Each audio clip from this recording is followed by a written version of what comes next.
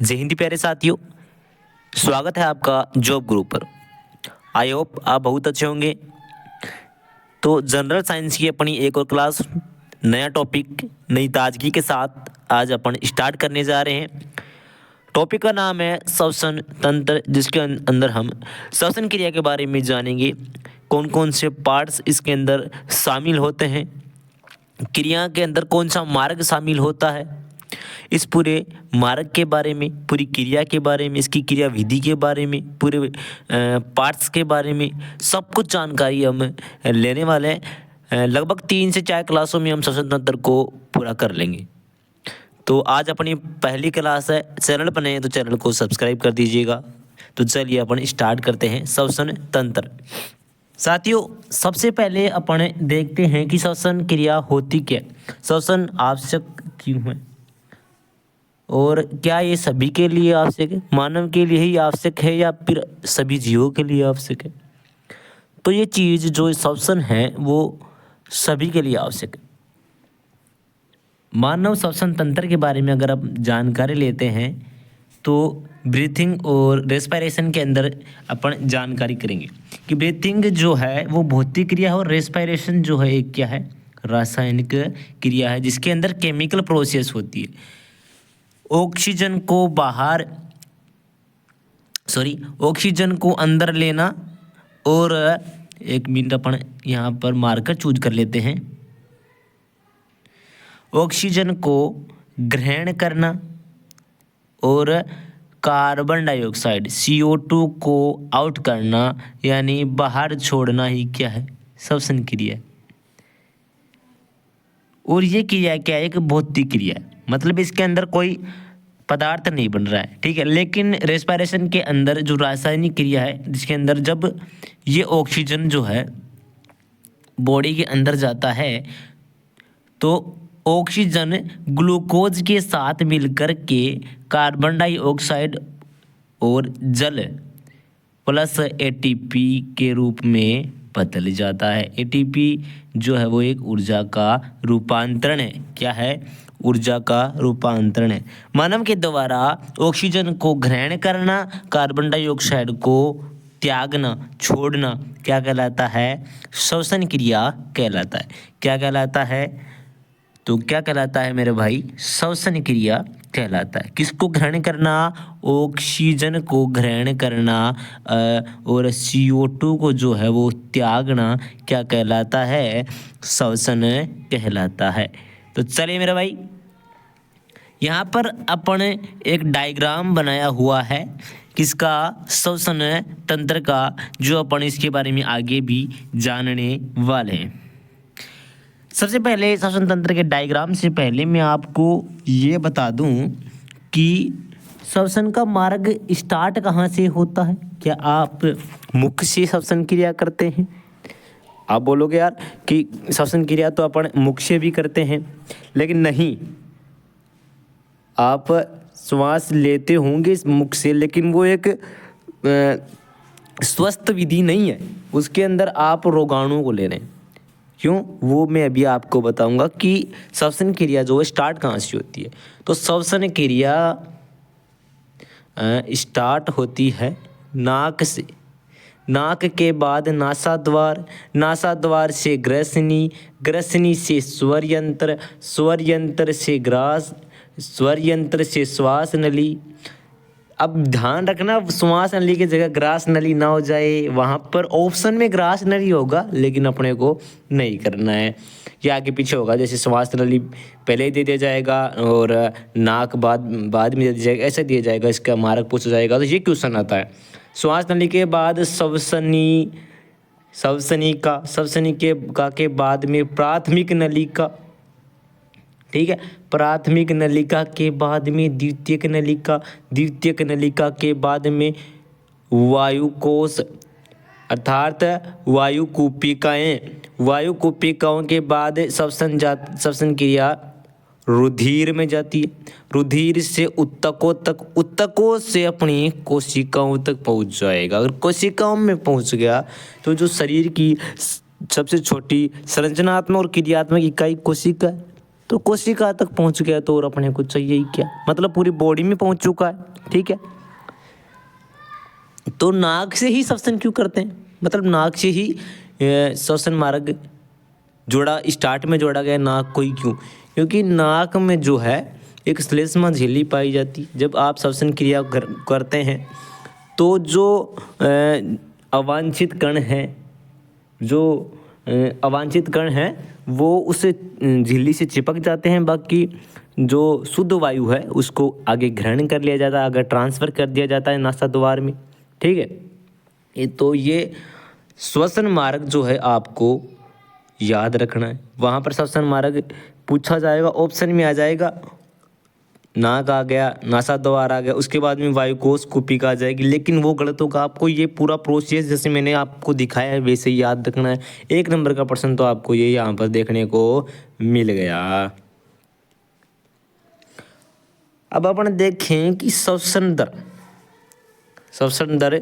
वयस्क मानव के अंदर श्वसन दर कितनी होती है, बच्चे में कितनी होती है, जो नवजात बच्चा होता है उसमें कितनी होती है। अब यहाँ पर वहाँ पर ये नहीं पूछेगा कि श्वसन दर की परिभाषा क्या है, वहाँ पर यही पूछेगा कि वयस्क मानव में श्वसन दर कितनी है, नवजात बच्चे में श्वसन दर कितनी है। तो अपने उस चीज़ की बात करेंगे ना जो अपने को काम में आए।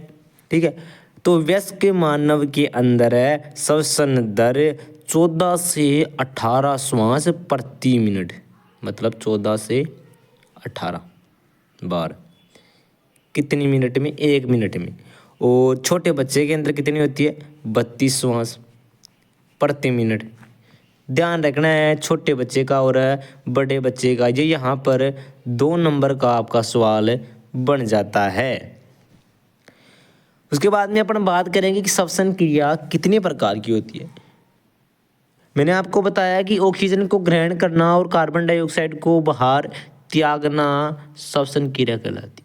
तो इसके अंदर आप 2 चीज़ कर रहे हैं, श्वसन के अंदर है 2 चीज़ कर रहे हैं। 2 चीज़ क्या कर रहे हैं, ऑक्सीजन को ग्रहण करें मतलब अंदर ले रहे हैं, और CO2 को छोड़ रहे हैं मतलब बाहर त्याग रहे हैं, मतलब आंतरिक श्वसन और बाहरी श्वसन है।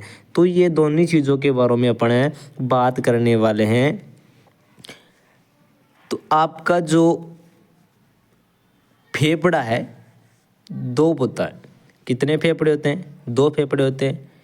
ये आपका राइट फेफड़ा हो गया, ये आपका लेफ्ट, दायां और बायां फेफड़ा हो गया। यहाँ पर मध्य में आपका दिल, आपका कालजा, जिसमें आप जिसको भी रखते हैं वो यहाँ पर आ गया। ठीक है, अब ये अपने श्वसन तंत्र की बात कर लेते हैं डायग्राम के माध्यम से। कई बार डायग्राम आपको नामांकित करने के लिए पूछ लिया जाता है। तो सबसे पहले नाक से अपन बात करते हैं किसकी, तो बात करेंगे अपन श्वसन क्रिया की। नाक से स्टार्ट हो जाती है, नाक के बाद में श्वसन नासा द्वार, नासा द्वार से श्वास नली, श्वास नली के बाद में यहाँ पर ये जो श्वसनिकाएँ हो गई, श्वसनी हो गई, श्वसनिका हो गई, ये श्वसनी आ गई। उसके बाद में श्वसनिका, श्वसनिका के बाद में वायु कूपिका, वायु कूपिका हो गई। ठीक है, और ये श्वसनिकाएँ जो आपकी श्वसनिका हैं, इधर इनको जूम करके दिखाया है कि इनके ऊपर गोल गोल टोपी नुमा जो कूपिकाएँ पाई जाती है उनको बोलते हैं वायु कूपिकाएँ। आपका ये फुफ्फुस होगा, इधर आपकी पसलियाँ हो गई है। ठीक है, ये आपका छोटा मोटा यहाँ पर जो क्या दिखाया गया है, श्वसन तंत्र दिखाया गया है। तो साथियों आपको एक बात बता दूं, मैंने डाइजेस्टिव सिस्टम के अंदर बताया था कि आप भोजन कर रहे हो, तो आपने भोजन ग्रहण किया, तो देखो यहाँ पर ये आपकी श्वास नली है, यहाँ पर ये आपकी ग्रास नली है। तो भोजन ग्रास नली के बजाय श्वास नली में क्यों नहीं जाता, वो ग्रास नली में ही क्यों जाता है? तो एक रीज़न है, यहाँ पर ये कंठ के अंदर स्वर यंत्र पाया जाता है। यहाँ कंठ के ऊपर एक ढक्कन पाया जाता है, एक ढक्कन पाया जाता है। कौन सा? एपीग्लोटिस। क्या पाया जाता है? एपीग्लोटिस पाया जाता है। कहाँ पर पाया जाता है एपीग्लोटिस? श्वास नली और ग्रास नली के ऊपर। जब आप भोजन क्रिया करते हैं तो वो श्वास नली के ऊपर चला जाता है, जिससे कोई भोजन का कण है वो श्वास नली में नहीं जा पाता है। ठीक है, तो ये यहाँ पर एक रीजन था।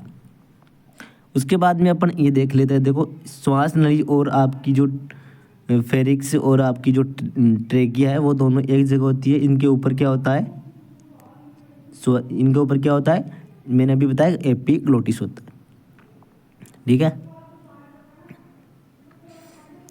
अब श्वसन क्रिया के बारे में अपन थोड़े पॉइंट्स देख लेते हैं जिनमें से कभी एक आधा क्वेश्चन जो है पूछ लिया जाता है। तो हाँ मेरे भाई, सांस लेने की क्रिया में क्या क्या शामिल है वो अपन देखते हैं कि शरीर में हवा को अंदर लेना और छोड़ना क्या है श्वसन क्रिया। ऊर्जा पैदा करने के लिए हवा में ऑक्सीजन का अवशोषण, कार्बन डाइऑक्साइड का निर्वहन, ऑक्सीजन का तो अवशोषण और कार्बन डाइऑक्साइड CO2 का निर्वहन, वो क्या है, एक श्वसन प्रक्रिया है। ये मैंने आपको पहले बता दिया, ठीक है। 12 वर्ष से अधिक उम्र वयस्कों और बच्चों के लिए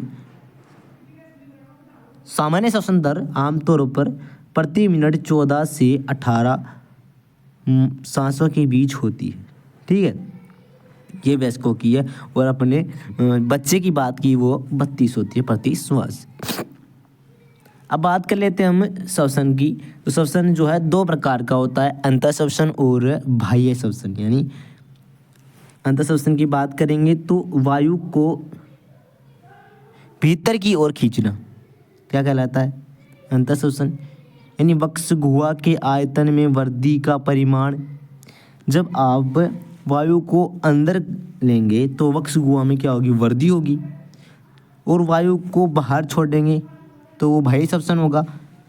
वक्ष गुहा के आयतन में कमी का परिमाण, वायु बाहर आएगी तो कमी होगी ना, वायु के बाहर की ओर छोड़ना तो क्या होगा, वायु की बाहर छोड़ेंगे तो क्या होगा, वक्ष गुहा के आयतन में कमी होगी। आंतरिक नथुने ग्रसनी में खुलते हैं।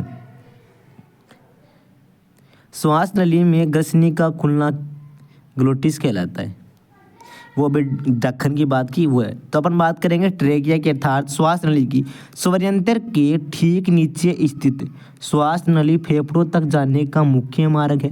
श्वास नली क्या है, फेफड़ों तक जाती है, वो एक मुख्य मार्ग है। श्वास नली पतली दीवार वाली होती है, लेकिन इसकी दीवार तब भी नहीं गिरती जब इसमें पर्याप्त हवा न हो। देखो हवा हो तब तो गिरे नहीं, लेकिन तब भी नहीं गिरती है जब हवा हो, क्योंकि यह उपास्थल के छल्ले द्वारा समर्थित होती है। श्वास नली ब्रंकाई में विभाजित हो जाती है।